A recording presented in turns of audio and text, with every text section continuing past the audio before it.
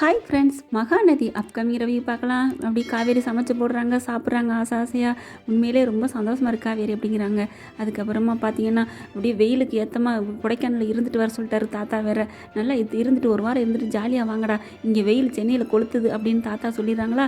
அதனால் என்ன பண்ணுறாங்க, அங்கேயே இருந்துடுறாங்க.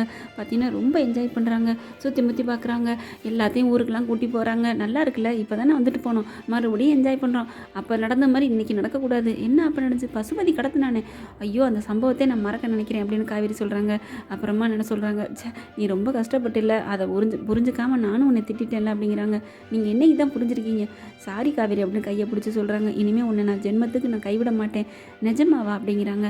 கண்டிப்பாக நான் உன் மனசில் இருக்கேன்னு எனக்கு தெரியுது, ஆனால் என் மனசில் நீ இருக்கேன்னு எனக்கு புரியுது காவேரி.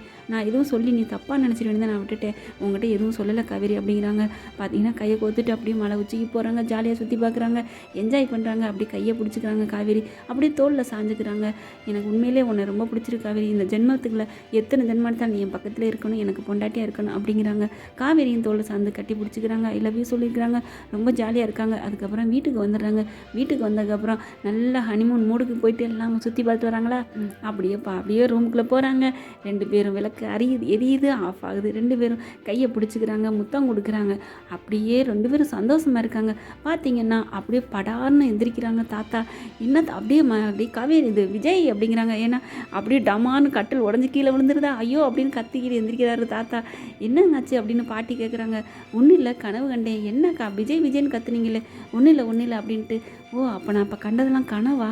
அப்போ காவேரி விஜய் சந்தோஷமாக இருந்தது, நமக்கு நான் பேர குழந்தையோடு வருவாங்க, 10 மாதத்தில் குழந்தை பிறந்துடும் அப்படிலாம் சந்தோஷப்பட்டமே, ஊரெல்லாம் சுற்றி பார்க்குறான்னு கனவு கண்டனே, காவேரி விஜய் கட்டி பிடிச்சிட்டாங்களே, நல்லா காதல் வசனம் பேசினாங்களே, இது பூரா கனவா? ஐயோ கடவுளே, கனவா போச்சே. அப்போ உண்மையிலே இது நினைவாக இருந்தால் எப்படி இருக்கும், ரொம்ப சந்தோஷமாக இருக்கும்ல அப்படின்னு அப்படி மனசுக்குள்ளே தாத்தா ரொம்ப பூரிச்சிக்கிறாங்க. என்னங்க கனவு கண்டு சந்தோஷப்படுறீங்க, கனவுல யார் வந்தது, நான் வந்தேனா அப்படிங்கிறாங்க. இவ ஒருத்தி, ஏண்டி கல்யாணி நீ சும்மா இருடி அப்படிங்கிறாங்க. தாத்தா கத்துனதை பார்த்துட்டு அங்கே அன்பு மகளும் வந்துடுறாங்க. வந்துட்டு என்னப்பா ஆச்சு, என்ன மாமா ஆச்சு? ஒன்றும் இல்லை, சும்மா தான் கனவு கண்டேன் அப்படிங்கிறாங்க. கனவு காங்குற அளவுக்கு அப்படியே நான் கனவு கண்டீங்க அப்படிங்கிறாங்க. நான் கண்ட கனவை சொன்னால் நீங்களாம் வயிறு எரிஞ்சிருவீங்கடா அப்படின்ட்டு மனசுக்குள்ளே வச்சுக்கிறாங்க. உண்மையிலே இந்த கனவுக்கு நனவாகணும்னு வேண்டிக்கிறேன் கடவுளை அப்படின்ட்டு கடவுளை பார்த்து தாத்தா வேண்ட ஆரம்பிக்கிறாங்க.